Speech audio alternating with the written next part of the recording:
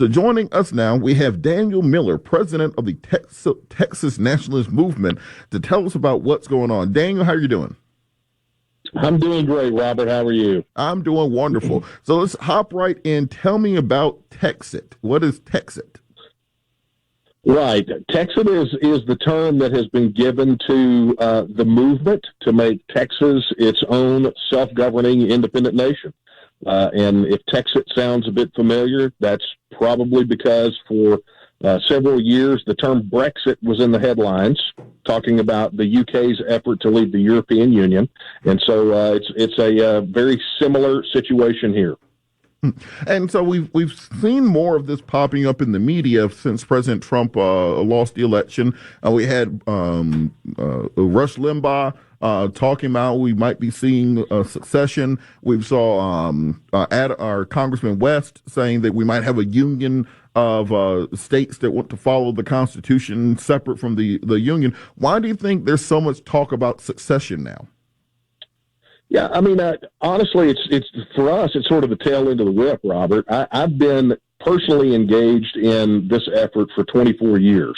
Our organization has actually been at it for 15 years. 2009 was the first time that we began to approach the Texas legislature to address this issue. And I can tell you, when we started in 2005, the issue of Texas becoming an independent nation was polling in single digits. And, and here we are, right? It's steadily grown since then. We saw, 2009, 2014 major third-party polling that showed this increase. But, anecdotally speaking, I can tell you that this increase in support, this discussion about, really and truly, if not just Texas, but every other state in the union is served by being a part of this federal system, it's on everyone's minds. Everyone is chafing under 180,000 pages of federal laws, rules, and regulations administered by 440 separate agencies and 2.5 million unelected bureaucrats. So here in Texas, as people begin to consider this idea, they realize that Texas wants to govern Texas and not be governed by other states or by the federal government, and we wish the exact same for every other state in the union. But wasn't that the government we had under the Articles of Confederation? And the point of the Constitutional Convention was to, because that wasn't a strong enough form of government, like, well, how will that work mechanically? Like, if Texas becomes its own state, how will that work with interstate commerce? How will that work with military, national defense, economy, those sorts of things? Like, how exactly would this work? Yeah, it's interesting. The beautiful part is that we're not in the 1700s or 1800s anymore. We're living in the 21st century. And one beautiful part about the time that we're living in history is we've got about 75 years of recent history dealing with the issue of, states becoming independent countries. At the end of World War II, there were 54 recognized countries, and by the end of the 20th century, there were 192. So, these independent self-governing nation states have found ways to work with one another, to, engage in free trade agreements, to engage in free travel agreements and international covenants and conventions. So there's plenty of mechanisms that exist and plenty of examples for that to work. But let's say militarily, if Texas becomes its own state, let's say on Tuesday, we just decide Texas is going to be its own state, and then Mexico invades. How would the country of Texas defend itself? Well, first off, the idea of Mexico invading is just not even in the realm of possibility. Mexico is one of the largest trading partners for Texas.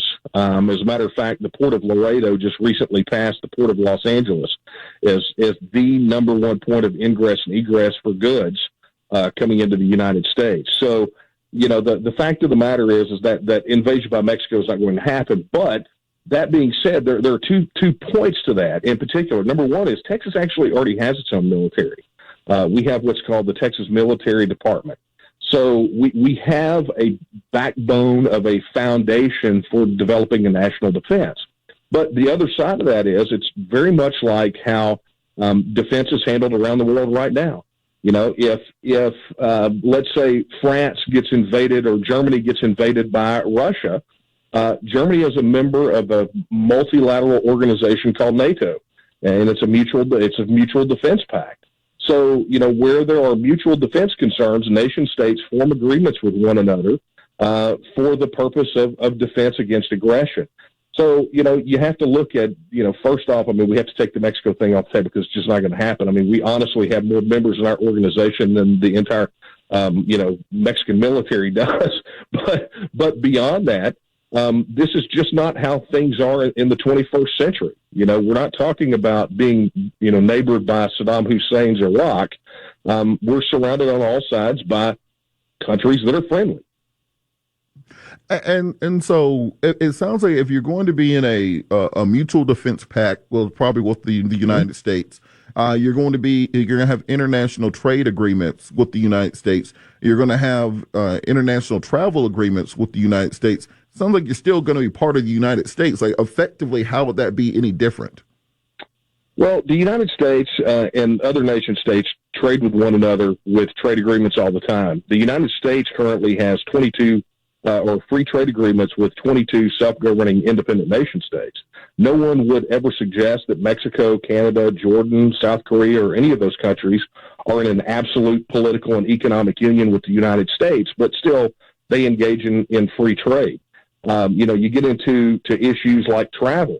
There are, in a year's time, somewhere in the neighborhood of about over 1.5 million border crossings between the United States and Mexico that are achieved with nothing more than what's called a border travel card. So we're in a completely different age here. We're not talking about slapping a Berlin Wall up around every border around Texas. What we're essentially saying is, look, we can trade just like any other nation can with whatever's remaining of the United States. And Robert, here's the thing about this. While the perspective that we have on this is unique to Texas, the arguments that we have for this are not unique, right? The idea of the federal government not serving a particular state is not unique to Texas. Those 180,000 pages of federal laws, rules, and regulations are just as heavy on Georgia as they are on Texas. Texas has the economic strength to be an independent nation, but so does a state like Georgia. You realize that based on GDP right now, there are 170 independent, self-governing nation states that have a smaller GDP than the state of Georgia, right? So the difference here is that they can make their own laws. They will not be overridden by some unaccountable federal bureaucrat, and the money that's paid stays right where you are. So that's pretty doggone attractive, not having to deal with a federal government that's as inept and corrupt as the one that we're dealing with right now. All right. How can people find out more information on the Texit movement, and how can people follow you on social media if they want to get involved on this idea of seceding from the Union? Sure. We are all over social media, but the best point of contact is our website at tnm.me. That's tnm.me. All right. Thank you so much. The Texit movement, maybe it'll catch on, man. We'll just turn into, 50 independent nations separate from the Union. So I want to find more information. We got more information. Thank you so much, Mr. Miller, for joining us.